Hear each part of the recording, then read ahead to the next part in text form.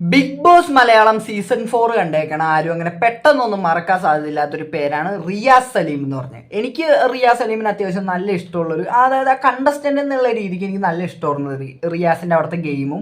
എനിക്ക് അവിടെ ഏറ്റവും ഇഷ്ടമുള്ളത് റോബിനായിരുന്നു. പക്ഷെ അത് കഴിഞ്ഞിട്ട് റോബിൻ പോയി കഴിഞ്ഞിട്ട് ആ ഒരു കളീനെ ഫുള്ള് മെയിൻറ്റെയിൻ ചെയ്ത് പിടിച്ചത് റിയാസ് തന്നെയാണെന്നാണ് എനിക്ക് 100% പറയാൻ പറ്റുന്നത്. റിയാസ് തന്നെയാണ്. അത് പലർക്കും പല അഭിപ്രായം ഉണ്ടാവും. പക്ഷെ എനിക്ക് റിയാസിന് അത്യാവശ്യം ഇഷ്ടമുള്ളൊരു കണ്ടസ്റ്റന്റ് ആയിരുന്നു ബിഗ് ബോസിനകത്ത്. പക്ഷേ ബിഗ് ബോസിൽ നിന്ന് പുറത്തിറങ്ങി കഴിഞ്ഞിട്ട് ഇനി ബിഗ് ബോസിന്റെ അകത്താണെങ്കിലും പുള്ളി പറയുന്ന എല്ലാ കാര്യങ്ങളും എനിക്ക് മനസ്സിലാവാറില്ല. പുള്ളി ഇങ്ങനെ ഭയങ്കര എന്തോ കാര്യമായിട്ടൊക്കെ പറയാം. അപ്പം ഞാൻ വിചാരിച്ചു നല്ല കാര്യമുള്ള കാര്യമൊക്കെ ഇരിക്കും, ചിലപ്പോൾ എനിക്ക് മനസ്സിലാവാത്തതാണെന്ന് വിചാരിച്ച് ഞാൻ വിട്ട്. പക്ഷേ അതങ്ങനെ തന്നെ ആയിരിക്കാം. ചിലപ്പോൾ പുള്ളി ഭയങ്കര ഇന്റലിജന്റ് ആയിട്ട് പറയുന്ന ഓരോ കാര്യങ്ങളായിരിക്കാം. പക്ഷെ എനിക്കത് എല്ലാം മനസ്സിലാവാറില്ല. എന്നാലും ഭൂരിഭാഗം കുറേയൊക്കെ മനസ്സിലാവാറുണ്ട്. പക്ഷേ ഇപ്പം വിഷയം എന്ന് പറഞ്ഞാൽ എന്താണെന്ന് വെച്ചാൽ, റിയാസ് സലീം ഈ കഴിഞ്ഞിടയ്ക്ക് ഇട്ട കുറച്ച് സ്റ്റോറികളാണ് വിഷയം പുള്ളിക്കാരൻ്റെ ഇൻസ്റ്റഗ്രാമിൽ. അപ്പോൾ പുള്ളിക്കാരൻ്റെ ഇൻസ്റ്റഗ്രാം നമ്മൾ എടുത്തു നോക്കിയാൽ തന്നെ നമുക്ക് കാണാൻ പറ്റുമെന്ന് പറഞ്ഞാൽ, പുള്ളി അതിനകത്ത് എഴുതിയിട്ടേക്കണം ഫെമിനിസ്റ്റ് അലൈ എന്നാണ് എഴുതി വെച്ചേക്കുന്നത്. ഫെമിനിസ്റ്റ് ഓർ അലൈ എന്നാണ് പുള്ളി അതിനകത്ത് എഴുതി വെച്ചേക്കണം. അപ്പോൾ അതിനർത്ഥം ഫെമിനിസ്റ്റ്, പുള്ളി ഒരു ഫെമിനിസ്റ്റ് ആണെന്ന് പുള്ളി തന്നെ പലയിടത്തും പറഞ്ഞിട്ടുള്ള ഒരു കാര്യം, പുള്ളി ഒരു ഫെമിനിസ്റ്റ് ആണെന്ന്. അതേപോലെ തന്നെ പുള്ളി അലൈ എന്ന് പറഞ്ഞു കഴിഞ്ഞാൽ പുള്ളി ഈ ഇപ്പം നമ്മുടെ ഹോമോസെക്ഷുവാലിറ്റി അതേപോലുള്ള കാര്യങ്ങളൊക്കെ സപ്പോർട്ട് ചെയ്യുന്നു എന്നുള്ള ആ ഒരു കമ്മ്യൂണിറ്റീനെ സപ്പോർട്ട് ചെയ്യുന്നു എന്നുള്ളതാണ് ഈ അലൈ എന്നുള്ളതിൻ്റെ അർത്ഥം. അപ്പോൾ അത് പുള്ളി തന്നെ പല സ്ഥലത്തും പറഞ്ഞിട്ടുള്ള ഒരു കാര്യമാണ്. ഈ ഒരു പുള്ളി ഫെമിനിസ്റ്റ് ആണെന്ന് പുള്ളി പല സ്ഥലത്തും പറയാറുണ്ട്. പുള്ളിയുടെ പല സ്റ്റാൻഡുകളും എനിക്ക് ഇഷ്ടപ്പെട്ടിട്ടില്ല, പുള്ളി പുറത്തു വന്നതിന് ശേഷം എടുത്ത പല സ്റ്റാൻഡുകളും. അപ്പോൾ ഇപ്പം വിഷയം കേൾക്കണമെന്ന് പറഞ്ഞാൽ പുള്ളിക്കാരൻ്റെ ഒരു സ്റ്റോറിയാണ്, പുള്ളിക്കാരൻ കഴിഞ്ഞ ദിവസം ഇട്ട സ്റ്റോറി. അപ്പോൾ ഈ സ്റ്റോറി എന്താണെന്ന് നമ്മൾ നോക്കണമെങ്കിൽ ഫസ്റ്റ് തന്നെ നമ്മുടെ ഈ സ്റ്റോറിനകത്തുള്ളത് കൃഷ്ണകുമാറാണ്. അപ്പോൾ ഈ കൃഷ്ണകുമാറിൻ്റെ കാര്യം പറയുന്നതിന് മുമ്പ് ഞാൻ ഒരു കാര്യം ആദ്യം തന്നെ ക്ലിയർ ചെയ്തേക്കാം. ഈ ഒരു വീഡിയോനകത്ത് ആരുടെയും രാഷ്ട്രീയമോ അല്ലെങ്കിൽ എൻ്റെ രാഷ്ട്രീയമോ അല്ലെങ്കിൽ കൃഷ്ണകുമാറിൻ്റെ രാഷ്ട്രീയമോ ഇവരുടെ ആരുടെയും രാഷ്ട്രീയം ഇതിനകത്തേക്ക് എടുത്തിടേണ്ട ആവശ്യമില്ല. ഞാൻ അതോടെ സംസാരിക്കാനായിട്ട് ഉദ്ദേശിക്കുന്നില്ല. ഓക്കെ, അപ്പോൾ അത് ഇങ്ങോട്ട് വലിച്ചെടുക്കേണ്ട കാര്യമില്ല. ഓക്കെ, അത് ഫസ്റ്റ് തന്നെ പറഞ്ഞിട്ട് നമുക്ക് വീഡിയോയിലേക്ക് കിടക്കാം. അപ്പോൾ കൃഷ്ണകുമാറാണ് നമ്മുടെ ഈ വീഡിയോനകത്തുള്ളത്. അപ്പോൾ കൃഷ്ണകുമാറിനെ എല്ലാവർക്കും അറിയാമല്ലോ, നമ്മുടെ അഹാന അതേപോലെ ആ ഒരു ഫാമിലി ഉണ്ടല്ലോ, അഹാനയുടെ ആ ഒരു കുടുംബം, ആ കുടുംബത്തിനകത്ത് അച്ഛൻ്റെ ഒരു വീഡിയോനകത്തുള്ള ഒരു പോർഷനാണ് നമ്മുടെ റിയാസ് സലീം എടുത്ത് സ്റ്റോറി ഇട്ടേക്കുന്നത്. അപ്പോൾ ഈ സ്റ്റോറിനകത്ത് ഇങ്ങനെയാണ് എഴുതിയേക്കുന്നത്: imagine being so nostalgic for ഇന്നിക്വാലിറ്റിക്ക് വേണ്ടിയിട്ട് നൊസ്റ്റാൾജി അടിക്കുന്ന അതെന്ത് ഇതാണെന്നുള്ള രീതിക്കാണ് പുള്ളി എഴുതി വെച്ചേക്കുന്നത്. പിന്നെ പാസ് മീ ദ പോപ്കോൺ, പുള്ളിയുടെ കുറച്ച് കടിച്ചാപ്പോട്ടാത്ത ഇംഗ്ലീഷും കാര്യങ്ങളൊക്കെ പുള്ളി എഴുതി വെച്ചിട്ടുണ്ട്. അതെല്ലാം ഞാൻ വായിക്കാൻ നിൽക്കുള്ള, ഞാൻ പലതും ഞാൻ സൈഡിൽ കൊടുക്കാം, നിങ്ങളിങ്ങനെ വായിച്ചെടുത്തു. ഓക്കെ, അപ്പോൾ അതാണ് ഫസ്റ്റത്തെ പുള്ളി ഇട്ടേക്കണ സ്റ്റോറി. എന്നിട്ട് ആ സ്റ്റോറിനകത്തൊരു വീഡിയോ ആണ് പുള്ളി ഇട്ടേക്കണം. അത് കഴിഞ്ഞിട്ട് പിന്നെ പുള്ളി അടുത്ത് ഇട്ടേക്കണ സ്റ്റോറിയാണ് ദേ ഇപ്പം നിങ്ങൾ ഈ കാണുന്ന ഈ സ്റ്റോറി. ഇതൊക്കെ എന്ത് ഫുള്ളാ കൃഷ്ണകുമാറിനെ റിലേറ്റഡ് ആയിട്ടാണ് പുള്ളിക്കാരൻ ഈ സംഭവം ഫുള്ള് ഇടുന്നത്. പിന്നെ അത് കഴിഞ്ഞിട്ട് പിന്നെ പുള്ളി പറഞ്ഞിട്ട് ഭാരത് സ്റ്റാൻഡ്സ് വിത്ത് ഇസ്രായേൽ എന്ന് പറഞ്ഞൊരു പോസ്റ്റ്, അതായത് കൃഷ്ണകുമാറിൻ്റെ ഒരു ഫോട്ടോ, അത് പുള്ളി ഇങ്ങനെ പിടിച്ചിട്ട് നിൽക്കണ ഒരു സൈസ് ഒരു ഫോട്ടോയും പുള്ളി ഈ റിയാസ് ഇട്ടിട്ടുണ്ടായി സ്റ്റോറി ആയിട്ട്. അപ്പോൾ ഇതിൻ്റെ താഴെ പെത്തറ്റിക് എന്നൊക്കെ പറഞ്ഞിട്ട് പിന്നെ റിയാസ് സലീമിൻ്റെതായ വിമർശനങ്ങൾ അതിൻ്റെ താഴെ എഴുതിയിട്ടുണ്ട്.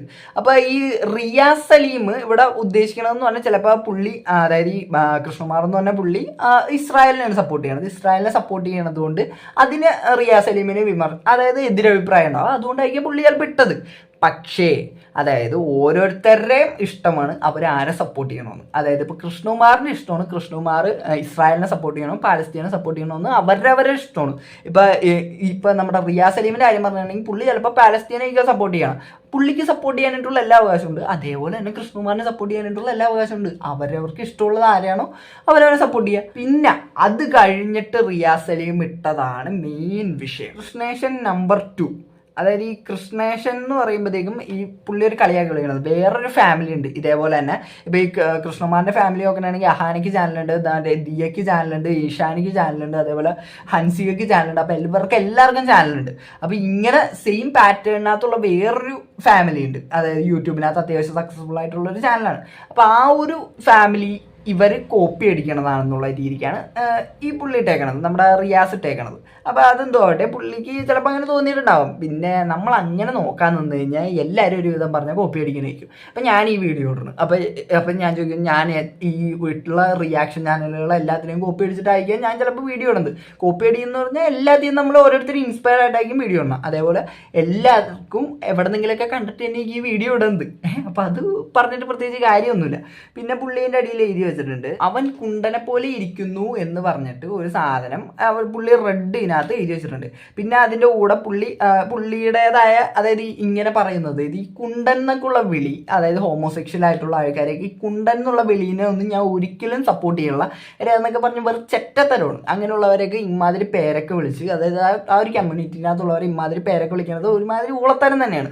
എന്നാൽ നമ്മളെ ശല്യം ചെയ്യാതെ അവർ അവരുടേതായ ജീവിതം നയിച്ചിട്ട് മുമ്പോട്ട് പോകുമ്പോൾ നമ്മൾ എന്തിനാണ് വെറുതെ അങ്ങോട്ട് കയറി ഓരോ പേരുകൾ വിളിക്കുന്നത്? അപ്പം അതിന് ഞാൻ എതിര് തന്നെയാണ്. പക്ഷേ റിയാസ് സലീം ഇവിടെ പറയണമെന്ന് പറഞ്ഞാൽ, നമ്മുടെ ഈ ഹൻസിക ഇട്ടൊരു വീഡിയോനകത്ത് ഹൻസികയുടെ കൂട്ടുകാർ ഒന്നിച്ച് അവിടെ ഒരു ചെറുക്കം പോകുന്നുണ്ട്. അപ്പോൾ നമുക്ക് ആദ്യം തന്നെ ആ വീഡിയോ ഒന്ന് കണ്ടു നോക്കാം. ആ വീഡിയോ കണ്ടു നോക്കിയിട്ട് ആ വീഡിയോനകത്ത് ഈ ഹൻസിക അതേ ആ കുണ്ടനെ കണ്ടോ എന്നുള്ള രീതിക്ക് സംസാരിച്ചു എന്നുള്ള രീതിക്കാണ് റിയാസ് സലീം ഇപ്പോൾ ഈ പോസ്റ്റ് ഇട്ടേക്കാണത്. അപ്പോൾ നമുക്ക് ആദ്യം തന്നെ ഹൻസികയുടെ ആ വീഡിയോ ഒന്ന് കണ്ടു നോക്കാം.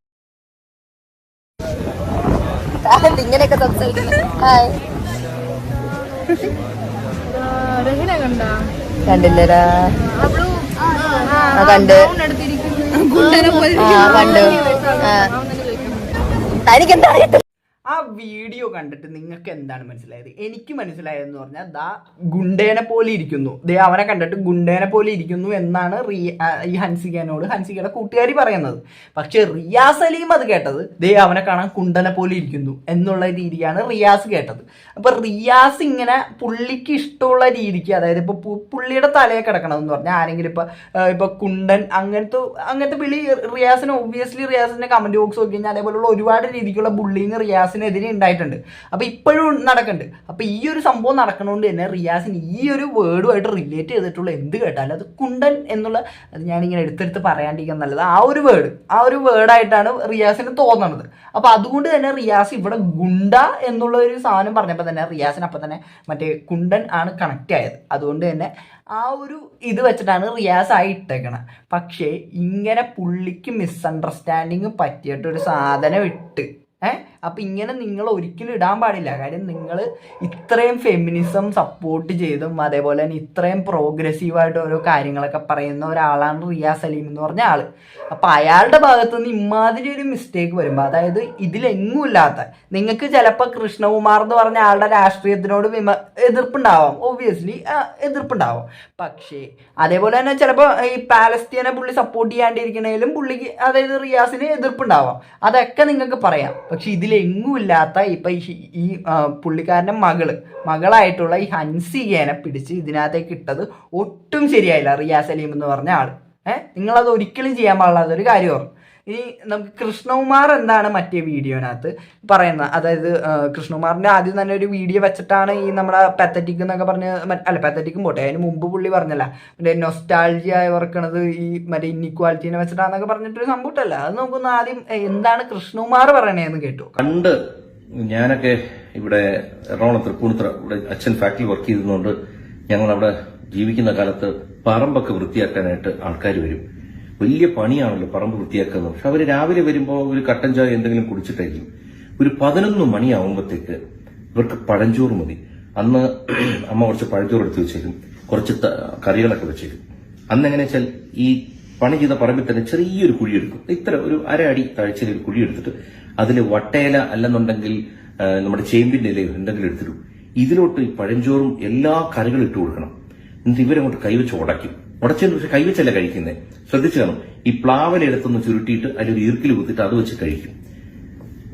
സത്യം നമ്മൾ പറഞ്ഞ എത്രയോ വർഷങ്ങൾ കഴിഞ്ഞിട്ടും അവരാ ജോലിയെടുത്ത് വേർത്ത് ഇതെല്ലാം കഴിഞ്ഞ് മോഹമൊക്കെ കൊണ്ട് കഴുകിയിട്ട് കൊണ്ടത് വിശപ്പോടെ കഴിക്കുന്ന കണ്ടോണ്ടിരുന്നിട്ട് നമ്മൾ വീട്ടിൽ എല്ലാ ഭക്ഷണം ഉണ്ടെങ്കിലും അവര് കഴിക്കുന്ന കാണുമ്പോൾ ഒരു കൊതി വരും. എനിക്കിപ്പം നല്ല വിശപ്പുണ്ട്, അതുകൊണ്ട് തന്നെ പുള്ളി പറയാനായിട്ട് നല്ല രീതിക്ക്, അതായത് പുള്ളി അത് ആ എക്സ്പ്ലെയിൻ ചെയ്യുന്ന ആ രീതി ഉണ്ടല്ലോ, ആ പഴഞ്ചോറ് കഴിക്കുന്നതും. ഈ പഴഞ്ചോറ് എന്ന് പറഞ്ഞ സാധനം ഞാൻ കഴിച്ചിട്ടില്ല. അതെന്തോ ഭാഗ്യം, എനിക്കത് കഴിക്കാനായിട്ടുള്ള ഭാഗ്യം ഉണ്ടായിട്ടില്ല. അപ്പം ഈ പുള്ളി പറയണ കേൾക്കുമ്പോഴത്തേക്ക് എനിക്കത് കഴിക്കാനായിട്ടുള്ള ആ ഒരു ടെൻഡൻസിയാണ് വന്നത്. പുള്ളി അവിടെ പഴഞ്ചോറിനെ പറ്റിയാണ് പറയണത്. പക്ഷേ റിയാസ് അവിടെ കേട്ടതെന്ന് പറഞ്ഞാൽ ഇന്നിക്വാലിറ്റീനെയാണ് റിയാസ് അവിടെ കണ്ടത്.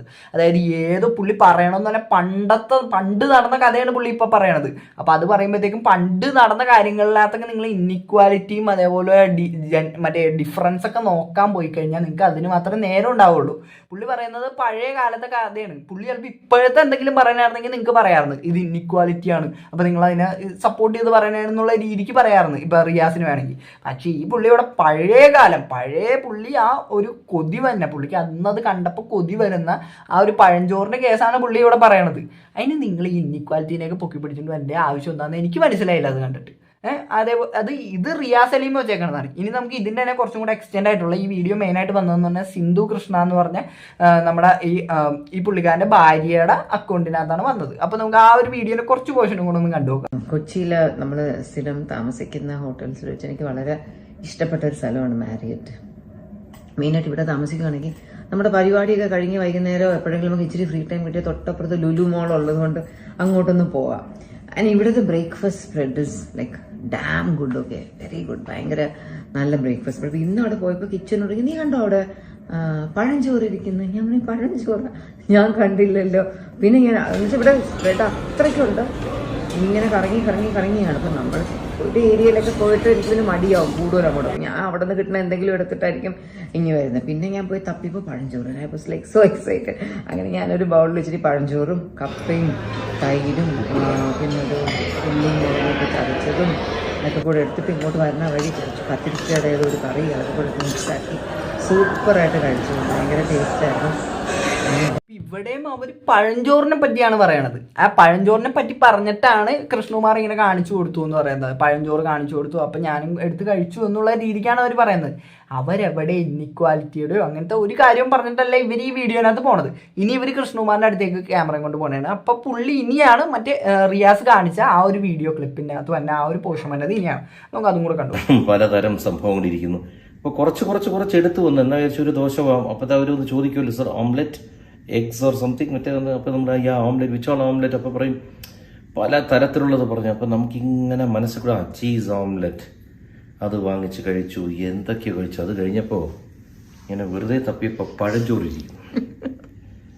ഞാൻ പറഞ്ഞു കഴിഞ്ഞോ? അത് ശരി, ബെസ്റ്റ്. അല്ല, കിച്ചുവാണ് എനിക്ക് കാണിച്ചു തന്നെന്ന് ഞാൻ പറഞ്ഞു.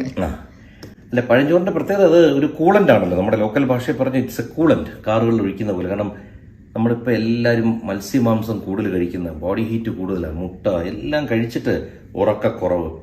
ഈ ഒരു സാധനം കഴിച്ചാൽ ഭയങ്കര സുഖം തരുന്നൊരു സംഭവമാണ് ഈ പഴഞ്ചോറ് എന്ന് പറയുന്നത്. പിന്നെ അതിൻ്റെ മെഡിക്കൽ ഗുണങ്ങൾ, ശരീരത്തിന് ഗുണം ചെയ്യുന്ന പല സംഭവങ്ങളും ഡോക്ടേഴ്സൊക്കെ പറയാറുണ്ട്. എൻ്റെ പേരൊന്നും എനിക്കറിയില്ല, എന്താ പെൻസിലിനൊക്കെ അതിനകത്ത് വർക്കൗട്ട് ആവുമെന്ന് പറയുന്നു ഈ ഫെർമെൻറ്റേഷൻ വരുമ്പോൾ. ഞാനത് ആധികാരികമായിട്ടൊന്നും പറയുന്നില്ല, ഡോക്ടേഴ്സാണ് പറയേണ്ടത്. പക്ഷേ പണ്ട് ഞാനൊക്കെ ഇവിടെ എറണാകുളം തൃപ്പൂണിത്തുറ ഇവിടെ അച്ഛൻ ഫാക്ടറി വർക്ക് ചെയ്തതുകൊണ്ട് ഞങ്ങളവിടെ ജീവിക്കുന്ന കാലത്ത് പറമ്പൊക്കെ വൃത്തിയാക്കാനായിട്ട് ആൾക്കാർ വരും. വലിയ പണിയാണല്ലോ പറമ്പ് വൃത്തിയാക്കുന്നത്. പക്ഷെ അവർ രാവിലെ വരുമ്പോൾ ഒരു കട്ടൻ ചായ എന്തെങ്കിലും കുടിച്ചിട്ടായിരിക്കും. ഒരു 11 മണിയാവുമ്പോഴത്തേക്ക് ഇവർക്ക് പഴഞ്ചോറ് മതി. അന്ന് അമ്മ കുറച്ച് പഴഞ്ചോറ് എടുത്ത് വെച്ചേക്കും, കുറച്ച് കറികളൊക്കെ വെച്ചേക്കും. അന്ന് എങ്ങനെയാ വെച്ചാൽ ഈ പണി ചെയ്ത പറമ്പിൽ തന്നെ ചെറിയൊരു കുഴിയെടുക്കും. ഇത്ര ഒരു 1.5 അടി താഴ്ചയിൽ ഒരു കുഴിയെടുത്തിട്ട് അതിൽ വട്ടയില അല്ലെന്നുണ്ടെങ്കിൽ നമ്മുടെ ചേമ്പിൻ്റെ ഇലയോ എന്തെങ്കിലും എടുത്തിടും. ഇതിലോട്ട് ഈ പഴഞ്ചോറും എല്ലാ കറികളും ഇട്ട് കൊടുക്കണം. എന്നിട്ട് ഇവരങ്ങോട്ട് കൈവച്ച് ഉടച്ചതിന് പക്ഷെ കൈവച്ചല്ല കഴിക്കുന്നത്, ശ്രദ്ധിച്ചു കാണും. ഈ പ്ലാവല എടുത്തൊന്ന് ചുരുട്ടിയിട്ട് അതിലൊരു ഈർക്കിൽ കുത്തിയിട്ട് അത് വെച്ച് കഴിക്കും. സത്യം നമ്മൾ പറഞ്ഞ് എത്രയോ വർഷങ്ങൾ കഴിഞ്ഞിട്ടും അവരാ ജോലിയെടുത്ത് വേർത്ത് ഇതെല്ലാം കഴിഞ്ഞ് മോഹമൊക്കെ കൊണ്ട് കഴുകിയിട്ട് കൊണ്ടുവന്ന വിശപ്പോടെ കഴിക്കുന്ന കണ്ടുകൊണ്ടിരുന്നിട്ട് നമ്മൾ വീട്ടിൽ എല്ലാ ഭക്ഷണം ഉണ്ടെങ്കിലും അവർ കഴിക്കുന്ന കാണുമ്പോൾ ഒരു കൊതി വരും. അന്ന് നമ്മൾ വീണ്ടും പഴഞ്ചോറിൽ ഇതുപോലെ കറികളൊക്കെ ഇട്ട് കഴിക്കും. ഇതുപോലെ ഇപ്പം നമ്മുടെ വീട്ടിലൊരാളുണ്ട് മുസ്ലിം.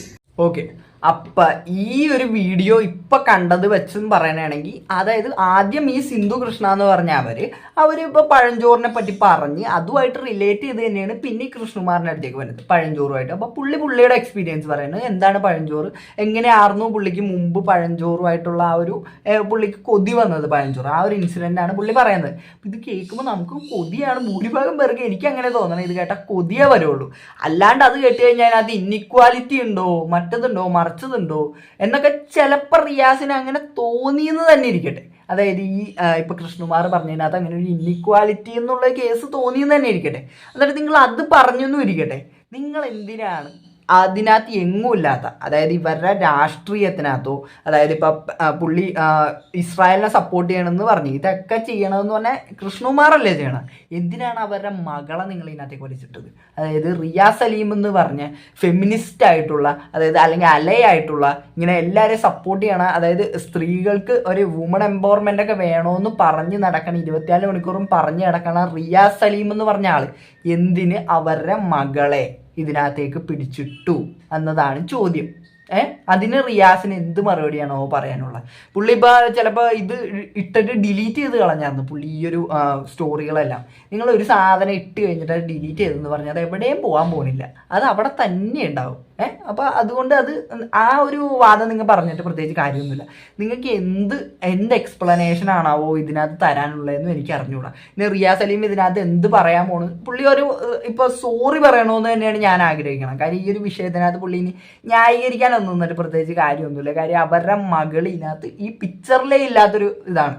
ആ മകൾ ഇതിനകത്തേക്ക് പിടിച്ചിട്ടുണ്ടോ ഒരു കാര്യം ഉണ്ടായില്ല. 100% തെറ്റ് റിയ സലീമിൻ്റെ ഭാഗത്ത് തന്നെയാണ്. റിയ സലീം കേട്ടതിൽ തെറ്റിപ്പോയിട്ടുണ്ടെങ്കിൽ നിങ്ങൾക്ക് അത് പറയാം, അയ്യോ സോറി ഞാൻ അത് കേട്ടത് തെറ്റിപ്പോയതാണ് എന്നുള്ള രീതിക്ക് പറയാം. ഇപ്പം ഈ നമ്മൾ കേട്ടിട്ടുണ്ട് ഈ മഞ്ഞപ്പിത്തം ബാധിച്ചവർക്ക് എല്ലാം മഞ്ഞയായിട്ടേ കാണുള്ളൂ എന്ന് കേട്ടിട്ടുണ്ട്. അതേപോലെ എന്തോ ആണെന്ന് തോന്നുന്നു റിയ സലീമിൻ്റെ മനസ്സിൽ ആ ഒരു കൊണ്ട് ആ ഒരു സാധനം തന്നെയാണ് പുള്ളിക്കാരൻ്റെ മൈൻഡിലുള്ളതെന്ന് തോന്നുന്നത്. അതുകൊണ്ട് ഈ ഹൻസികയുടെ വീഡിയോനകത്ത് ഈ ഒരു സംഭവം കേട്ടപ്പോൾ തന്നെ പുള്ളി അപ്പോൾ തന്നെ അപ്പോൾ കുണ്ട് ആ ഒരു രീതിക്ക് പുള്ളി കണക്ട് ചെയ്ത് പോയതാണോ എന്നും വരെ നമുക്ക് ചിന്തിക്കാവുന്നതാണ്. അപ്പോൾ എനിക്ക് ഈ വീഡിയോ കണ്ടിട്ട് എനിക്ക് ഇത്രയോണം മനസ്സിലായത് മുഴുവൻ തെറ്റ് റിയ സലീമിൻ്റെ ഭാഗത്ത് തന്നെ. പിന്നെ പുള്ളി ഈ പഴഞ്ചോറിൻ്റെ കേസ് പറഞ്ഞതിനോട് ഞാൻ ഒട്ടി യോജിക്കല്ല. ഈ നമ്മുടെ റിയ സലീം പറഞ്ഞതിന് പുള്ളി ഇന്നിക്വാലിറ്റി എന്നൊക്കെയുള്ള രീതിക്കൊക്കെ പറയേണ്ടത് എന്ത് കാര്യം ഇരിക്കണം. ഇതിനകത്തൊക്കെ ഇന്നിക്വാലിറ്റി നോക്കാൻ നിന്നാൽ നിങ്ങൾക്ക് അതിന് മാത്രം നേരം ഉണ്ടാവുള്ളൂ.